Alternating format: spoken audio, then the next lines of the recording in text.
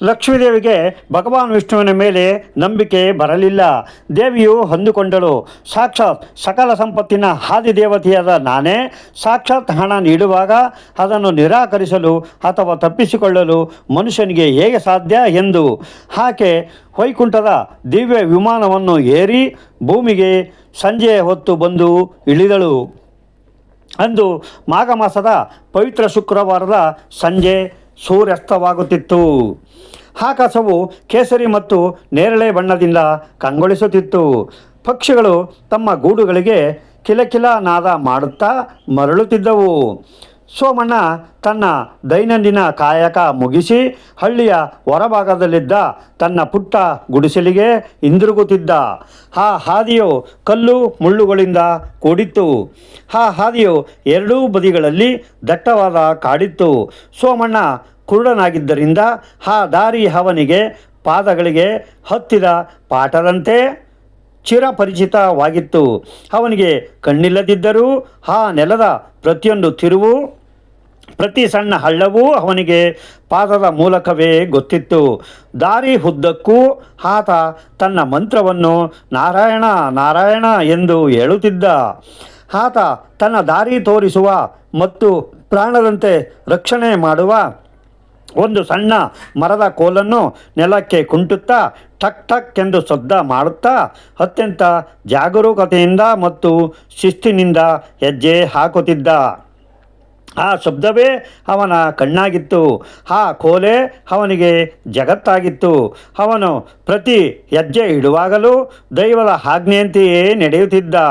ಅವನ ಭಕ್ತಿ ಎಷ್ಟು ಗಾಢವಾಗಿತ್ತೆಂದರೆ ಅಕ್ಕಪಕ್ಕದ ಮುಳ್ಳಿನ ಗಿಡಗಳು ಅವನಿಗೆ ಹೂವಿನಂತೆ ತೋರುತ್ತಿದ್ದವು.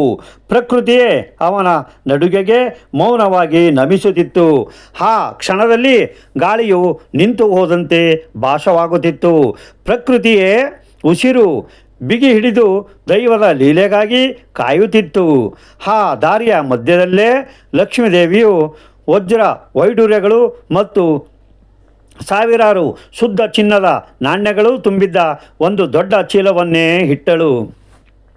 ಆ ಚೀಲ ಎಷ್ಟು ದೊಡ್ಡದಾಗಿತ್ತೆಂದರೆ ಆತ ತನ್ನ ದಾರಿಯಲ್ಲಿ ಸಾಮಾನ್ಯ ರೀತಿಯಲ್ಲಿ ನಡೆದರೆ ಸಾಕು, ಅವನ ಕಾಲು ಆ ಚೀಲಕ್ಕೆ ತಗುಲಲೇಬೇಕಿತ್ತು ಅಥವಾ ಆ ಕೋಲು ಅದರ ಮೇಲೆ ಬಿದ್ದು ಶಬ್ದವಾಗಲೇಬೇಕಿತ್ತು. ಸಾಕ್ಷಾತ್ ಭಾಗ್ಯಲಕ್ಷ್ಮಿಯೇ ದಾರಿಯ ಪಕ್ಕದಲ್ಲಿ ಮರೆಯಾಗಿ ನಿಂತು ಆನಂದದಿಂದ ಕಾದು ನೋಡುತ್ತಿದ್ದಳು. ಈಗ ಇವನು ಈ ಚೀಲವನ್ನು ಪಡೆಯುತ್ತಾನೆ. ಅವನ ಕಷ್ಟಗಳೆಲ್ಲ ಇಂದು ಕೊನೆಯಾಗುತ್ತವೆ. ಈ ಚಿನ್ನದ ನಾಣ್ಯಗಳು ಅವನ ಬದುಕು ಬದಲಾಯಿಸುತ್ತವೆ. ಅವನ ಗುಡಿಸಲು ಅರಮನೆಯಾಗುತ್ತದೆ ಎಂದು ಲಕ್ಷ್ಮೀದೇವಿಯ ಕಣ್ಣುಗಳಲ್ಲಿ ಒಳಪು ತುಂಬಿಕೊಂಡು ಕಾದಳು. ಸೋಮಣ್ಣ ಬರುತ್ತಿದ್ದಂತೆ ಲಕ್ಷ್ಮೀದೇವಿಯ ಹೃದಯದ ಬಡಿತವೂ ಹೆಚ್ಚಾಯಿತು. ಅವನ ಪ್ರತಿ ಹೆಜ್ಜೆಯೂ ಸಂಪತ್ತಿನ ಕಡೆಗೆ ಇತ್ತು. ಆ ಸಂಪತ್ತು ಎಷ್ಟು ಪ್ರಕಾಶಮಾನವಾಗಿತ್ತೆಂದರೆ ಅಕ್ಕಪಕ್ಕದ ಮರಗಿಡಗಳು ಚಿನ್ನದ ಬಣ್ಣಕ್ಕೆ ತಿರುಗಿದ್ದವು. ಪ್ರಕೃತಿಯೇ ಮೌನವಾಗಿ ಈ ಅದ್ಭುತ ಕ್ಷಣಕ್ಕಾಗಿ ಸಾಕ್ಷಿಯಾಗಲು ಕಾಯುತ್ತಿತ್ತು. ಆ ಚೀಲದ ಸುಗಂಧವು ಗಾಳಿಯಲ್ಲಿ ಮರಳಿ ಹರಳಿತು. ಸೋಮಣ್ಣನ ಕರುಳಿನ ದರಿದ್ರದ ಕಲೆಯವ ಕಾಲ ಇದು ಎಂದು ಇಡೀ ಸೃಷ್ಟಿಯೇ ಭಾವಿಸಿತ್ತು. ಆದರೆ ಅದನ್ನು ಗ್ರಹಿಸಲು ಸೋಮಣ್ಣನಿಗೆ ಸಾಧ್ಯವಾಗದಂತೆ ಮಾಯೆಯು ಆವರಿಸಿತು. ಮನುಷ್ಯನ ಹಣೆ ಬರಹ ಬದಲಾಗುವ ಕ್ಷಣವದು. ಆದರೆ ವಿಧಿಯ ಬರಹ ಬೇರೆಯೇ ಇತ್ತು. ಆದರೆ ಅಷ್ಟರಲ್ಲಿ ನಡೆದದ್ದೇ ಒಂದು ಅದ್ಭುತ ವಿಧಿಯಾಟ. ಸೋಮಣ್ಣ ಗುಡಿಸಲಿನ ಹತ್ತಿರ ಬರುತ್ತಿದ್ದಂತೆ ಅವನ ಮನುಷ್ಯನಲ್ಲಿ ಒಂದು ವಿಚಿತ್ರ ಅಹಂಕಾರದ ಮತ್ತು ಅತಿಯಾದ ಆತ್ಮವಿಶ್ವಾಸದ ಆಲೋಚನೆ ಮೂಡಿತು. ಇದು ಅವನ ಬುದ್ಧಿಯ ಮೇಲೆ ಕರ್ಮವು ಹಾಕಿದ ಪರದೆಯಾಗಿತ್ತು. ಮನುಷ್ಯನಿಗೆ ಒಳ್ಳೆಯದು ನಡೆಯುವಾಗ ಅನೇಕ ಬಾರಿ ಅಹಂಕಾರವು ಬುದ್ಧಿಯನ್ನು ಮಂಕು ಮಾಡುತ್ತದೆ. ಅವನು ಅಂದುಕೊಂಡನು, ನಾನು ಹುಟ್ಟಿನಿಂದ ಕುರುಡನಾಗಿದ್ದರೂ ಕಳೆದ 20-30 ವರ್ಷಗಳಿಂದ ಈ ದಾರಿಯಲ್ಲಿ ದೋಷವಿಲ್ಲದೆ ನಡೆಯುತ್ತಿದ್ದೇನೆ.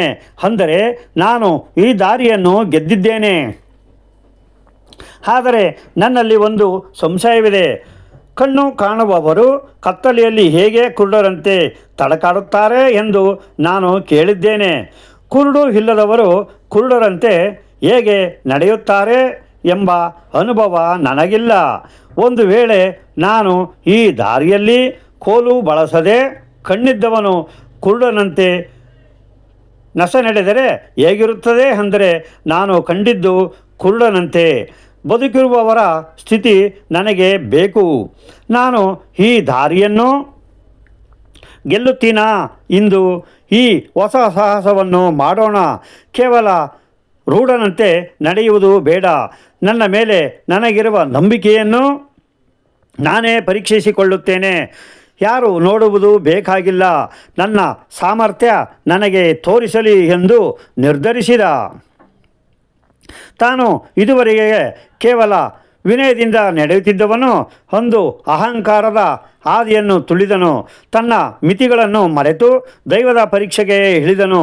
ಸೋಮಣ್ಣ ತನ್ನ ಭದ್ರವಾದ ಆಧಾರವಾಗಿದ್ದ ಆ ನಂಬಿಕೆಯ ದಾರಿಯನ್ನೇ ಪಕ್ಕಕ್ಕಿಟ್ಟನು. ಇದು ಕೇವಲ ದೈವಿಕ ಕೋಲಾಗಿರಲಿಲ್ಲ, ಅದು ಅವನ ವಿಶ್ವಾಸದ ಸಂಕೇತವಾಗಿ ಆಗಿತ್ತು. ಅವನು ತನ್ನ ಎರಡೂ ಕಣ್ಣುಗಳನ್ನು ಗಟ್ಟಿಯಾಗಿ ಮುಚ್ಚಿಕೊಂಡನು. ತನ್ನ ದಾರಿ ತೋರಿಸುವ ಮತ್ತು ಪ್ರಾಣದಂತೆ ರಕ್ಷಣೆ ಮಾಡುವ ಆ ಕೋಲನ್ನು ಪಕ್ಕಕ್ಕೆ ಎತ್ತಿ ಹಿಡಿದನು. ಅಜ್ಞಾನದ ಪರಾಕಾಷ್ಠೆ ಎಂದರೆ ಇದೇ. ಗಾಳಿಯಲ್ಲಿ ಕೋಲನ್ನು ಬೀಸುತ್ತಾ ನಾನು ಇಂದು ಯಾರ ಸಹಾಯವೂ ಇಲ್ಲದೆ ಗುರಿ ತಲುಪುತ್ತೇನೆ ಎಂದು ಅಹಂಕಾರದಿಂದ ಅಡ್ಡಾದಿಡ್ಡಿಯಾಗಿ ಹೆಜ್ಜೆ ಹಾಕಲು ಶುರು ಮಾಡಿದನು. ವಿಧಿಯಾಟ ನೋಡಿ ಕಣ್ಣು ಮುಚ್ಚಿ ಅಡ್ಡಾದಿಡ್ಡಿಯಾಗಿ ಹೆಜ್ಜೆಗಳನ್ನು ಇಟ್ಟ ಕಾರಣ ಅವನಿಗೆ ಎದುರಿಗೆ ಇದ್ದ ಆ ಬಂಗಾರದ ಚೀಲ ಕಾಣಿಸಲೇ ಇಲ್ಲ. ಅವನ ಕಾಲು ಆ ಚೀಲಕ್ಕೆ ತಗುಲುವ ಮೊದಲೇ ಅವನು ಆ ಚೀಲದ ಬದಿಯಿಂದ, ಅಂದರೆ ಅತ್ಯಂತ ಸಣ್ಣ ಅಂತರದಲ್ಲಿ ದಾಟಿ ಮುಂದೆ ಹೋಗುತ್ತಾನೆ. ಅವನಿಗೆ ಕಣ್ಣಿಲ್ಲದಿದ್ದಾಗ ಸರಿದಾರಿಯಲ್ಲಿ ನಡೆದವನು ಕಣ್ಣಿದ್ದಂತೆ ನಟಿಸಲು ಹೋದಾಗ ದಾರಿ ತಪ್ಪಿದನು. ಅವನು ಚೀಲವನ್ನಷ್ಟೇ ದಾಟಲಿಲ್ಲ, ಸಾಕ್ಷಾತ್ ಸೌಭಾಗ್ಯವನ್ನೇ ಕಾಲಿನಿಂದ ದಾಟಿ ಹೋಗಿದ್ದ. ದೇವಿಯು ನಿಶ್ಶಬ್ದವಾಗಿ ನಿಂತಳು. ದೇವಿಯು ನೀಡಿದ ವರವನ್ನು ಭಕ್ತನೇ ತನ್ನ ಬುದ್ಧಿಯಿಂದ ಕಳೆದುಕೊಂಡಿದ್ದ. ಸೋಮಣ್ಣ ತನ್ನ ಗುಡಿಸಲನ್ನು ತಲುಪಿದ ಮೇಲೆ ಬಹಳ ಗರ್ವದಿಂದ ಹೀಗೆ ಅಂದುಕೊಳ್ಳುತ್ತಾನೆ: ನಾನು ಇಂದು ದಾರಿಯನ್ನು ಗೆದ್ದೆ. ಆದರೆ ಅವನಿಗೆ ಗೊತ್ತಿರಲಿಲ್ಲ, ನಾನು ಜೀವನದ ಅತಿ ದೊಡ್ಡ ಅವಕಾಶವನ್ನೇ ಕಳೆದುಕೊಂಡಿದ್ದಾನೆಂದು. ದೈವದ ಕೊಡುಗೆ ಅವನ ಅಹಂಕಾರದ ಮುಂದೆ ಸೋತು ಹೋಗಿತ್ತು. ಲಕ್ಷ್ಮೀದೇವಿಗೆ ಐಶ್ವರ್ಯ ಮತ್ತು ಅಪಾರ ಬೇಜಾರಾಯಿತು. ಆಕೆ ಬೆರಗಾಗಿ ನೋಡುತ್ತಿರುವಾಗಲೇ ಅಲ್ಲಿಗೆ ಒಬ್ಬ ಲೋಭಿ ಮತ್ತು ಕಪಟಿಯಾದ ವ್ಯಕ್ತಿ ಬರುತ್ತಾನೆ. ಅವನು ಯಾವುದೋ ಕಷ್ಟಪಡದಿದ್ದರೂ, ಯಾವುದೇ ದೈವ ಭಕ್ತಿ ಇಲ್ಲದಿದ್ದರೂ ಸುಲಭವಾಗಿ ಸಿಕ್ಕ ಆ ಚಿನ್ನದ ಚೀಲವನ್ನು ಎತ್ತಿಕೊಂಡು ಹೋಗುತ್ತಾನೆ. ಅವನಿಗೆ ಅದು ಪುಣ್ಯದಿಂದ ಸಿಕ್ಕಿಲ್ಲ, ಬದಲಾಗಿ ಇನ್ನೊಬ್ಬರ ಅಜ್ಞಾನದಿಂದ ಸಿಕ್ಕಿತು. ಲಕ್ಷ್ಮೀದೇವಿ ವೈಕುಂಠಕ್ಕೆ ಹೋಗಿ ವಿಷ್ಣುವಿಗೆ ಈ ವಿಷಯ ತಿಳಿಸಿದಾಗ ಭಗವಾನ್ ವಿಷ್ಣು ನಗುತ್ತಾ ಹೀಗೆ ಹೇಳುತ್ತಾನೆ: ನೋಡ್ದ ದೇವಿ, ನಾವು ಮನುಷ್ಯನಿಗೆ ಪ್ರತಿದಿನವೂ 10 ಅವಕಾಶಗಳನ್ನು ನೀಡುತ್ತಲೇ ಇರುತ್ತೇವೆ. ಸೌಭಾಗ್ಯದ ಬಾಗಿಲು ಸದಾ ತೆರೆದಿರುತ್ತದೆ. ಆದರೆ ಮನುಷ್ಯ ತನ್ನ ಅಹಂಕಾರ, ಅತಿಯಾದ ಬುದ್ಧಿವಂತಿಕೆ, ನನಗೆ ಎಲ್ಲವೂ ತಿಳಿದಿದೆ ಎಂಬ ಅಜ್ಞಾನದ ನಡವಳಿಕೆಯಿಂದ ಆ ಅವಕಾಶಗಳನ್ನು ಕಳೆದುಕೊಳ್ಳುತ್ತಾನೆ. ಭಾಗ್ಯವು ನಮ್ಮ ಕಾಲ ಹತ್ತಿರವೇ ಇರುತ್ತದೆ, ಆದರೆ ಅದನ್ನು ಗುರುತಿಸುವ ಮತ್ತು ಸ್ವೀಕರಿಸುವ ಎಚ್ಚರ ನಮ್ಮಲ್ಲಿ ಇರುವುದಿಲ್ಲ. ನಾವು ಕಣ್ಣಿದ್ದು ಕುರುಡರಂತೆ ಬದುಕುತ್ತೇವೆ. ಸಿಕ್ಕ ಅವಕಾಶಗಳನ್ನು ನಮ್ಮ ಅತಿಯಾದ ಬುದ್ಧಿವಂತಿಕೆಯಿಂದ ಹಾಳು ಮಾಡಿಕೊಳ್ಳುತ್ತೇವೆ.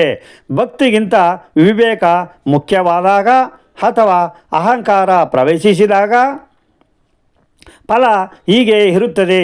ಮನುಷ್ಯನಿಗೆ ಬುದ್ಧಿ ಇಲ್ಲದಿದ್ದರೆ ನಾನು ಕೊಟ್ಟ ಸಂಪತ್ತು ಅವನಿಗೆ ಶಾಪವಾಗುತ್ತದೆ. ಆಗ ಲಕ್ಷ್ಮೀದೇವಿಯು ವಿಷ್ಣುವಿನ ಪಾದಗಳಿಗೆ ಶರಣಾದಳು. ಮನುಷ್ಯನ ಹಣೆಬರಹ ಮತ್ತು ದೇವರ ಕರುಣೆಯ ನಡುವೆ ಕರ್ಮದ ಗೋಡೆ ಎಷ್ಟು ಬಲವಾಗಿರುತ್ತದೆ ಎಂಬುದು ಅವಳಿಗೆ ಅರ್ಥವಾಯಿತು. ವೀಕ್ಷಕರೇ, ಈ ಕಥೆಯು ನಮಗೆ ಹೇಳುವ ಅತಿ ದೊಡ್ಡ ಪಾಠವೇನೆಂದರೆ, ಬಡತನ ಎನ್ನುವುದು ಕೇವಲ ಹಣದ ಕೊರತೆಯಲ್ಲ, ಅದು ಅವಕಾಶಗಳನ್ನು ಗುರುತಿಸದ ಅಜ್ಞಾನ ಮತ್ತು ಅಹಂಕಾರ. ಲಕ್ಷ್ಮೀದೇವಿಯ ಎಲ್ಲರ ಮನೆಯ ಬಾಗಿಲಿಗೂ ಯಾವುದೋ ಒಂದು ರೂಪದಲ್ಲಿ ಬರುತ್ತಾಳೆ. ಆದರೆ ನಾವು ಅಹಂಕಾರದಿಂದ ಕಣ್ಣನ್ನು ಮುಚ್ಚಿಕೊಂಡು ಭಕ್ತಿ ಎಂಬ ಕೋಲನ್ನು ಪಕ್ಕಕ್ಕಿಟ್ಟು ನಡೆದರೆ ಭಾಗ್ಯವು ನಮ್ಮ ಪಕ್ಕದಲ್ಲಿದ್ದರೂ ಸಿಗುವುದಿಲ್ಲ. ನಾವು ದಾರಿಯಲ್ಲಿ ಹೋಗುವಾಗ ನಮಗೆ ಮಾರ್ಗದರ್ಶನ ನೀಡುವ ಕೋಲಿರುತ್ತದೆ. ಅವುಗಳೇ ನಮ್ಮ ಗುರುಗಳು, ನಮ್ಮ ತಂದೆ ತಾಯಿಗಳು ಮತ್ತು ನಮ್ಮ ಧರ್ಮ. ಅವುಗಳನ್ನು ಬಿಟ್ಟು ಸಾಹಸ ಮಾಡಲು ಹೋದರೆ ಸೌಭಾಗ್ಯ ನಮ್ಮ ಕೈ ತಪ್ಪುತ್ತದೆ. ಜೀವನದಲ್ಲಿ ಯಾವಾಗಲೂ ವಿನಯ ಮತ್ತು ಎಚ್ಚರವಿದ್ದರೆ ಮಾತ್ರ ಲಕ್ಷ್ಮೀದೇವಿಯ ಅನುಗ್ರಹ ಲಭ್ಯವಾಗುತ್ತದೆ. ಈ ಕಥೆಯು ಇಂದಿನ ಸಮಾಜಕ್ಕೆ ದೊಡ್ಡ ಪಾಠ. ಅನೇಕ ಯುವಕರು ಇಂದು ತಮಗೆ ಎಲ್ಲವೂ ತಿಳಿದಿದೆ ಎಂದು ಹಿರಿಯರ ಮಾತನ್ನು ನಿರ್ಲಕ್ಷಿಸಿ ದಾರಿ ತಪ್ಪುತ್ತಿದ್ದಾರೆ. ಸೋಮಣ್ಣನಂತೆ ಅವರ ಬದುಕು ಕೂಡ ಬಂದ ಅವಕಾಶವನ್ನು ಕಳೆದುಕೊಳ್ಳುತ್ತಿದೆ. ನಾವು ನಮಗೆ ನಾವೇ ಕಣ್ಣುಗಳನ್ನು ಮುಚ್ಚಿಕೊಂಡರೆ ಬೆಳಕು ನಮಗೆ ಕಾಣಿಸುವುದಿಲ್ಲ. ನಮ್ರತೆ ನಂಬುವುದು ಸಂಪತ್ತಿಗಿಂತ ದೊಡ್ಡದು ಎಂಬ ಸತ್ಯ ಇಲ್ಲಿ ಸ್ಪಷ್ಟವಾಗುತ್ತದೆ. ಎಲ್ಲಿ ವಿನಯ ಇರುವುದಿಲ್ಲವೋ ಅಲ್ಲಿ ಲಕ್ಷ್ಮಿ ಸ್ಥಿರವಾಗಿರುವುದಿಲ್ಲ. ನಮ್ಮ ಜೀವನದ ಕೋಲು ಅಂದರೆ ನಮ್ಮ ಮೌಲ್ಯಗಳು ಮತ್ತು ಸಂಸ್ಕಾರಗಳು. ಅವುಗಳನ್ನು ಬಿಟ್ಟರೆ ದಾರಿ ತಪ್ಪುವುದು ಖಂಡಿತ. ಜೀವನದ ಪ್ರತಿ ಹಂತದಲ್ಲೂ ನಮಗೆ ಒಂದು ಅವಕಾಶಗಳು ಸಿಗುತ್ತವೆ. ಆ ಅವಕಾಶಗಳನ್ನು ನಮ್ಮ ಸ್ವಂತ ಬುದ್ಧಿವಂತಿಕೆಯಿಂದ ಹಾಳು ಮಾಡಿಕೊಳ್ಳಬಾರದು. ಸೋಮಣ್ಣ ತನ್ನನ್ನು ತಾನು ಪರೀಕ್ಷಿಸಿಕೊಳ್ಳಲು ಹೋಗಿ ದೊಡ್ಡ ನಿಧಿಯನ್ನೇ ಕಳೆದುಕೊಂಡ. ಹಾಗೆಯೇ ನಾವು ಕೂಡ ಜೀವನದಲ್ಲಿ ಸಣ್ಣ ಪುಟ್ಟ ಅಹಂಕಾರಕ್ಕೆ ಮರುಳಾಗಿ ನಮ್ಮ ಭಾಗ್ಯವನ್ನು ಕಳೆದುಕೊಳ್ಳುತ್ತೇವೆ. ಈ ದಿವ್ಯಕಥೆ ನಿಮ್ಮ ಜೀವನದ ಕತ್ತಲನ್ನು ದೂರ ಮಾಡಲಿ. ನಾವು ಸೋಮಣ್ಣನಂತೆ ಅವಕಾಶಗಳು ಬಂದಾಗ ಅಹಂಕಾರದಿಂದ ಕಣ್ಣು ಮುಚ್ಚಿಕೊಳ್ಳಬಾರದು. ಸದಾ ವಿನಯದಿಂದ ಬದುಕಿ ಆ ತಾಯಿ ನಿಮ್ಮ ಮನೆ ತುಂಬ ಸಂಪತ್ತು ಮತ್ತು ಅದಕ್ಕಿಂತ ಮುಖ್ಯವಾಗಿ ಆ ಸಂಪತ್ತನ್ನು ಪಡೆಯುವ ಬುದ್ಧಿ ನೀಡಲಿ. ಜೀವನದಲ್ಲಿ ಯಶಸ್ಸು ಸಿಕ್ಕಾಗ ಹಾರಾಡಬೇಡಿ, ಸೋಲು ಬಂದಾಗ ಕುಗ್ಗಬೇಡಿ. ಪ್ರತಿಯೊಂದು ಘಟನೆಯೂ ದೈವ ನಿರ್ಧರಿತ ಎಂಬ ನಂಬಿಕೆ ಇರಲಿ. ನಮ್ಮ ಕರ್ಮಗಳು ಸರಿಯಾಗಿದ್ದರೆ ಮಾತ್ರ ದೇವರ ಕರುಣೆ ಫಲ ನೀಡುತ್ತದೆ. ಅಹಂಕಾರವು ಸೌಭಾಗ್ಯದ ಶತ್ರು, ವಿನಯವೇ ಸಮೃದ್ಧಿಯ ಬಾಗಿಲು. ಈ ಶುಕ್ರವಾರದ ಪವಿತ್ರ ದಿನದಂದು ಈ ಕಥೆಯನ್ನು ಕೇಳಿದ ನಿಮ್ಮೆಲ್ಲರಿಗೂ ಆ ಮಹಾಲಕ್ಷ್ಮಿಯು ಸಕಲ ಸುಖ ಸಂಪತ್ತನ್ನು ಕರುಣಿಸಲಿ. ನಿಮ್ಮ ಮನೆಯಲ್ಲಿ ದರಿದ್ರ ಎಂಬುದು ಮರೆಯಾಗಿ ವೈಭವ ನೆಲೆಸಲಿ. ಪ್ರತಿಯೊಂದು ಕಷ್ಟದಲ್ಲೂ ಒಂದು ಕಲಿಕೆ ಇರುತ್ತದೆ ಎಂಬ ಸತ್ಯವನ್ನು ಮರೆಯಬೇಡಿ. ಸೌಭಾಗ್ಯವು ಸದಾ ಭಕ್ತಿಯ ಜೊತೆ ಇರುತ್ತದೆ. ನಮ್ಮನ್ನು ನಾವು ಅರಿಯುವವರೆಗೂ ನಮಗೆ ಹೊರಗಿನ ಪ್ರಪಂಚದ ಅರಿವು ಪೂರ್ಣವಾಗುವುದಿಲ್ಲ. ದೈವದ ದಾರಿಯಲ್ಲಿ ಸದಾ ಶ್ರದ್ಧೆಯಿಂದ ನಡೆಯುತ್ತಿರೋಣ. ಈ ಕಥೆಯನ್ನು ನಿಮ್ಮ ಸ್ನೇಹಿತರು ಮತ್ತು ಕುಟುಂಬದವರಿಗೆ ಹಂಚಿಕೊಳ್ಳಿ. ಏಕೆಂದರೆ ಸತ್ಯ ಮತ್ತು ಧರ್ಮದ ದಾರಿಯನ್ನು ಹಂಚಿಕೊಳ್ಳುವುದು ಕೂಡ ಒಂದು ಪುಣ್ಯದ ಕೆಲಸ. ಇತರರ ಕಣ್ಣು ತೆರೆಸುವ ಕೆಲಸವೇ ಶ್ರೇಷ್ಠವಾದದ್ದು. ಈ ಮಾಘ ಮಾಸದ ಪವಿತ್ರ ಗಾಳಿ ನಿಮ್ಮ ಮನೆಯಲ್ಲೂ ಸಮೃದ್ಧಿಯನ್ನು ಒತ್ತು ತರಲಿ. ಈ ವಿಡಿಯೋ ನಿಮಗೆ ಇಷ್ಟವಾಗಿದ್ದರೆ ವಿಡಿಯೋನ ತಪ್ಪದೆ ಲೈಕ್ ಮಾಡಿ, ಹಾಗೆ ನಮ್ಮ ಚಾನೆಲ್ನ ಸಬ್ಸ್ಕ್ರೈಬ್ ಮಾಡೋದ ಮರಿಬೇಡಿ. ಮತ್ತೆ ಮುಂದಿನ ವಿಡಿಯೋದಲ್ಲಿ ಸಿಗೋಣ. ಎಲ್ಲರಿಗೂ ನಮಸ್ಕಾರ. ಶುಭವಾಗಲಿ.